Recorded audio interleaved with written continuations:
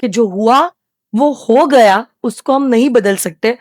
आज हमारे हाथ में क्या है? जनवरी, फेब, मार्च, अप्रैल, 4 महीने को हम कैसे सुधार सकते हैं? इन 4 महीनों को आपको एज अ मिशन लेना है और सोचना है कि जो एक तो आपको दो चीजें सोचनी है कि आने वाले 4 महीनों में कैसे प्लान करना है, और दूसरा आपको सोचना है कि जो गलतियां पिछले 3.5, 4, 5 महीने में हुई है उसका कैसे कम से कम डैमेज हो सकता है। डैमेज तो हो गया, अब एक्सेप्ट कर लो उस फैक्ट को, क्योंकि जितने जल्दी आप एक्सेप्ट कर लोगे उस फैक्ट को ना, लड़ने के लिए आसान हो जाएगा।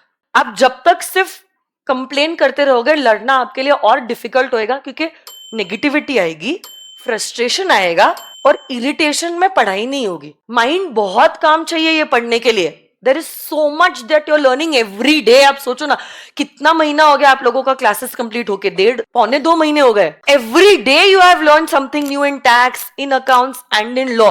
You need to be really calm, because every day is a new day और every day is a hectic day. There is no day of rest. उसमें अगर नेगेटिव, फ्रस्ट्रेशन और ये सब आ गया ना, things will only be difficult to cope up. तो अब भूल जाओ, नया साल आ रहा है ना, उसी बहाने से, नए साल के बहाने से आप क्या कर लो, एक्सेप्ट कर लो जो हो चुका है, ताकि आप आगे वाले दिनों के लिए तैयार हो जाओ।